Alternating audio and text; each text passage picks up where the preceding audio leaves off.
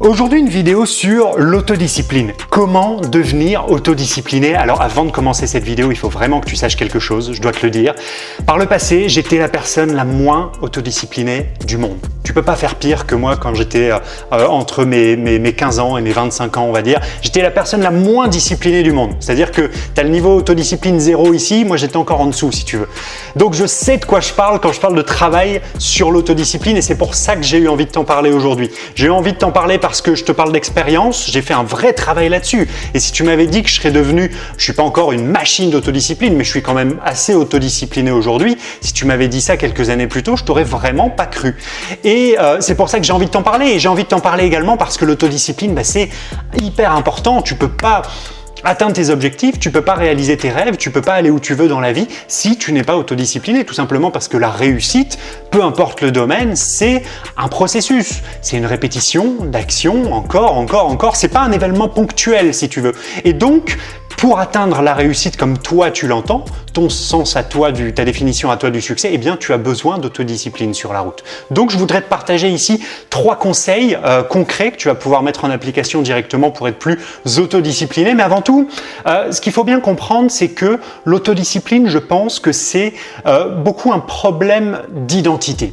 Je pense que c'est pour beaucoup un problème d'identité et c'était le cas pour moi. C'est-à-dire que on se dit qu'on est une personne pas autodisciplinée. Et moi, c'est exactement ce que je me disais par le passé. C'est-à-dire que tu te perçois, tu as une identité, la façon dont tu te vois toi-même, en fait, tu te perçois comme quelqu'un de pas autodiscipliné. Tu te dis que ça fait partie de ta nature de pas être quelqu'un de discipliné. Et ça, c'est une grosse erreur, dans le sens où c'est pas quelque chose de naturel ou de prédéterminé chez nous, la discipline, en fait. C'est quelque chose qui s'acquiert, c'est-à-dire que tu ne nais pas autodiscipliné. Même les gens que tu vois autodisciplinés très jeunes dans leur vie, c'est toujours le fruit de leur éducation, d'un certain type d'éducation ou de certains événements qui sont arrivés dans leur vie et qui ont fait que, en réaction à ces événements, il y a eu des déclics qui sont créés, etc. Et donc, ils sont devenus autodisciplinés plus jeunes que les autres, mais ils sont pas sortis du ventre de leur mère en étant autodisciplinés, en allant au sport et en faisant leur lit tous les matins, tu vois ce que je veux dire? Ils ont petit à petit développer cette autodiscipline. Et donc penser que je suis une personne qui n'est pas autodisciplinée, ça n'est pas vrai. Toi, la personne que tu es en tant que telle, ça fait pas partie de toi d'être discipliné ou non. C'est une étiquette, c'est un tampon qu'on vient se coller sur la tête, un petit peu comme la timidité, le manque de confiance en soi, etc. Par exemple, c'est pas quelque chose qui fait partie de nous en tant que personne. C'est quelque chose qu'on peut développer, qu'on peut acquérir. Mais comme on n'a jamais travaillé dessus, eh bien on s'est laissé aller pendant des années, par exemple, comme c'était mon cas, eh bien on n'est pas discipliné, autodiscipliné à l'instant T, mais ça ne veut pas dire que la personne qu'on est n'est pas autodisciplinée. On peut le devenir, c'est un muscle, c'est quelque chose qui se travaille. Donc il faut faire ce switch en termes d'identité. Et pour faire ce switch en termes d'identité, c'est le premier conseil que je voudrais te donner ici. Eh bien, tu peux par exemple te fixer des tout petits challenges sur 30 jours par exemple, mais comme ça te fixer des petites tâches que tu vas répéter pendant 30 jours, des petites tâches inconfortables mais que tu sais que tu es capable de faire. Toi, c'est inconfortable mais tu sais que quand même tu es capable de le faire pendant 30 jours, tu vois. Ça peut être tout simplement faire ton lit tous les matins. Ça peut être tout simplement lire 10 pages d'un bouquin tous les jours. Ça peut être tout simplement écrire une page ou écrire quelques lignes tous les jours. Si c'est encore trop difficile, réduis encore la charge. Mais des toutes petites choses comme ça que tu vas te fixer sous forme de challenge 30 jours par exemple. Pourquoi? Pour te prouver à toi-même que tu es capable de faire preuve d'autodiscipline. Tu vois, par exemple, faire ton lit tous les matins pendant 30 jours, t'en es capable. Même moi, il y a quelques années en arrière, j'en aurais été capable. En me poussant un petit peu, j'en aurais été capable. Il n'y a rien de plus facile que de faire son lit le matin. Bon. Eh bien, le simple fait de faire ça tous les jours pendant 30 jours, au bout des 30 jours, tu vas regarder en arrière, tu vas dire, mais attends, ça fait 30 jours que j'ai réussi à faire ça tous les matins. Donc, je suis capable d'être quelqu'un d'autodiscipliné. Et petit à petit, tu vas pouvoir augmenter les challenges que tu vas te fixer qui ont pour seul but de développer en toi cette nouvelle identité de quelqu'un d'autodiscipliné. Et tu sais, moi, il y a quelque chose qui a beaucoup fonctionné pour moi, qui m'a vraiment permis d'élever mon niveau d'autodiscipline, c'est la douche froide. Alors, j'ai jamais fait de vidéo là-dessus parce que j'ai toujours trouvé ça un peu trop, j'ai toujours dit, il y a trop de gens qui font des vidéos sur les douches froides, c'est trop mainstream, j'ai pas envie d'en parler, c'est de la connerie, etc. Et Et puis là, ça fait 3 mois maintenant que je prends des douches froides tous les matins. Et au-delà des avantages physiques et des avantages en termes de santé, ça a un avantage en termes de force mentale et d'autodiscipline, dans le sens où, en soi, mettre l'eau sur froid tous les matins à la fin de ta douche et rester 1 minute sous l'eau froide, c'est désagréable, mais c'est pas infaisable non plus. Si tu as quand même un certain niveau d'autodiscipline, au moins un petit début, tu peux te lancer là-dedans, et puis tu peux commencer au début sur les premiers jours avec de l'eau tiède, et petit à petit tu passes à de l'eau beaucoup plus froide, et au début tu restes 10 secondes, et puis petit à petit tu restes plus longtemps.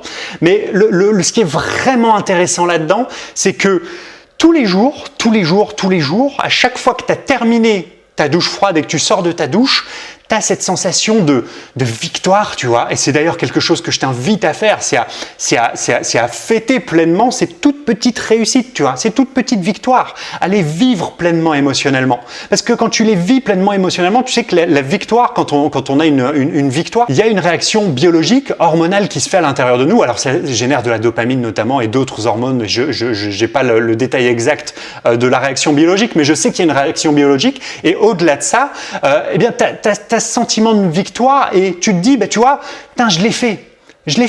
Donc je suis capable de me forcer à faire quelque chose. Je suis capable de m'autodiscipliner.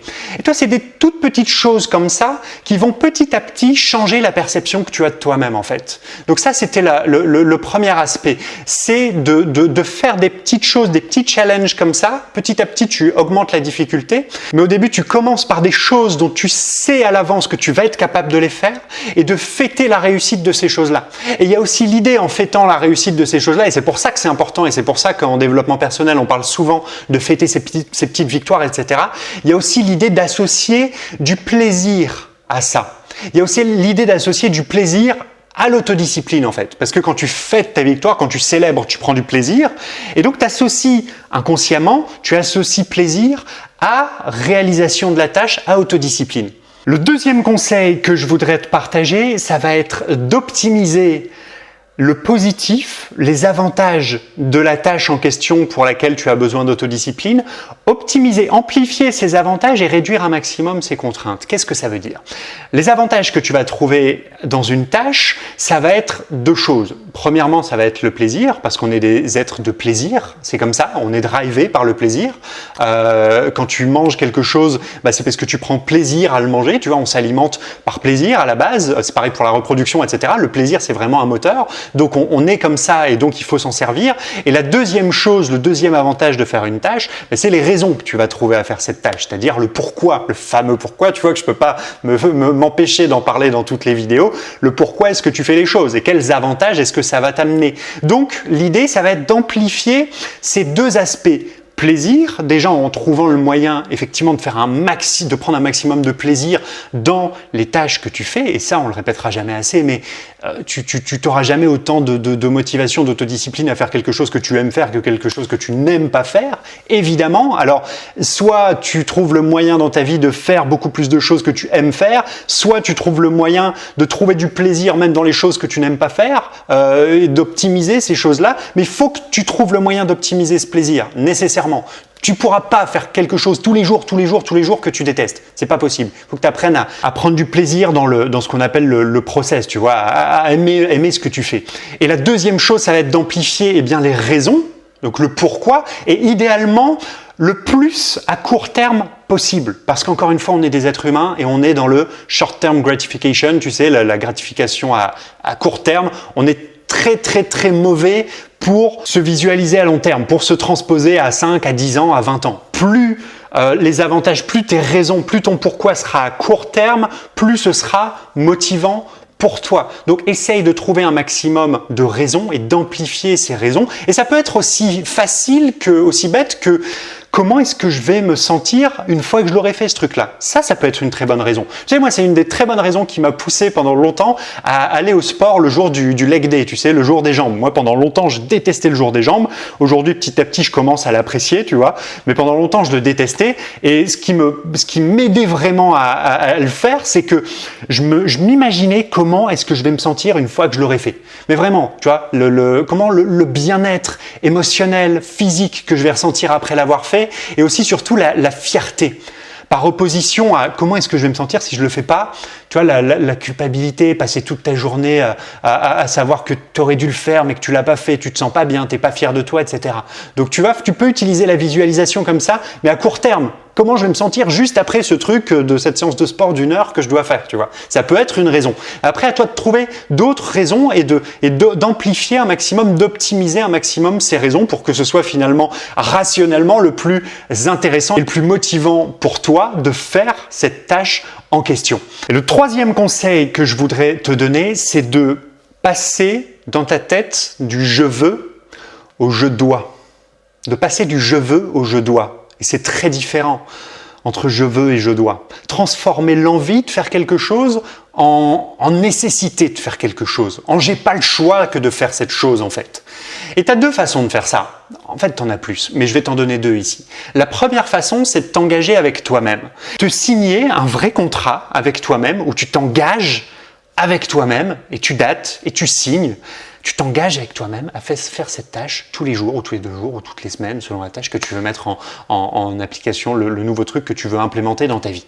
C'est la première chose. Le problème de cet engagement avec soi-même, c'est que très souvent, c'est beaucoup trop faible. Ça marche pour les gens qui ont déjà un certain niveau d'autodiscipline, mais pour les gens qui partent de nulle part, ça marche pas. Moi, très clairement, avant, j'aurais pu prendre tous les engagements, signer tous les contrats avec moi-même du monde, ça aurait jamais marché. La deuxième chose que tu peux faire dans ce cas-là, eh bien, c'est de faire rentrer ton entourage dans le schéma, dans l'équation en fait, tout simplement. De t'engager auprès des autres, de créer l'obligation de cette façon-là. Parce que si tu ne tiens pas tes engagements avec toi-même, tu vas beaucoup plus avoir tendance à tenir tes engagements avec les autres, ne fût-ce que par ego. Et c'est notamment quelque chose que je fais avec les clients que j'ai en coaching. Très souvent, j'ai des gens qui manquent d'autodiscipline et le simple fait de savoir qu'ils ont rendez-vous avec moi la semaine prochaine et que la semaine prochaine, ils ont l'obligation, le contrat, non pas avec eux-mêmes, mais avec moi, de livrer tel ou tel truc ou d'avoir fait telle ou telle chose, eh bien, ça les force parce que c'est non plus une simple envie, c'est une nécessité, c'est une obligation. Donc, ils doivent le faire, ils n'ont pas le choix. Donc, tu peux transformer le « je veux » en « je dois » de cette façon-là en faisant rentrer les autres dans l'équation. Et il y a un quatrième conseil que je voudrais te partager, mais je ne vais pas m'éterniser là-dessus parce que je pense que ça touche un petit peu moins de monde. Je t'en parle parce que moi, ça me touchait personnellement beaucoup, c'est un problème de perception de l'autodiscipline.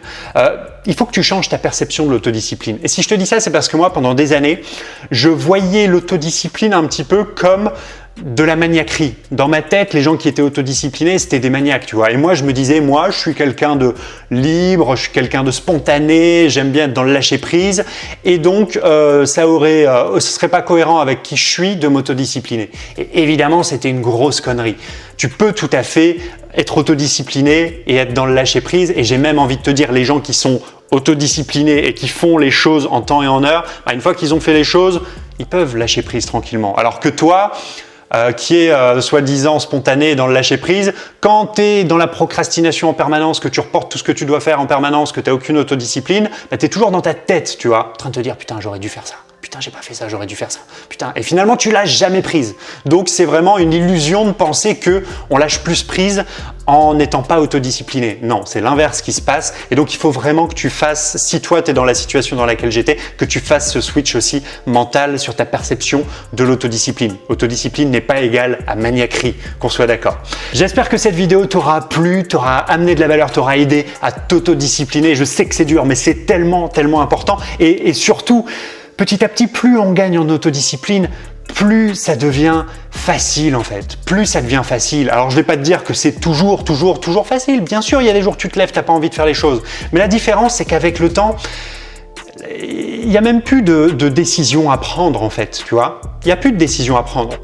Tu n'as pas envie de le faire, mais tu le fais parce que c'est comme ça, parce que ça fait partie de ta journée, parce que ça fait partie de ta vie. Tu n'es plus en train de te demander est-ce que je le fais, est-ce que je le fais pas. Ça, c'est au début. Mais une fois que tu as ancré suffisamment des habitudes dans ta vie, et une fois que tu as atteint un certain seuil d'autodiscipline, tu vois, tu n'as plus cette prise de décision tout le temps à prendre. Et donc, ça te facilite largement la vie, tu vois. Donc voilà, cette fois, c'est vraiment la fin de la vidéo. Encore une fois, j'espère que ça t'a plu. N'hésite pas à partager dans les commentaires, à me dire déjà si ça te plaît ce genre de vidéo, et puis à me partager aussi ton avis, tes idées, ton retour d'expérience en termes d'autodiscipline l'autodiscipline, c'est vraiment intéressant à chaque fois de pouvoir discuter dans les commentaires, donc n'hésite pas. Et puis en complément, si tu veux avoir un vrai boost de motivation, si tu veux élever ton niveau de motivation, j'ai créé une formation 100% gratuite, une série de 4 vidéos totalement gratuite à laquelle tu peux accéder en cliquant sur le lien juste en dessous dans la description, le tout premier lien là juste là, ou bien sur le carré jaune qui apparaîtra juste à la fin de cette vidéo. Il te suffit de cliquer, de rentrer ton adresse email et tu recevras les 4 vidéos jour après jour pendant les 4 prochains jours. Je te laisse là-dessus, je te dis à demain pour la prochaine vidéo. Ciao!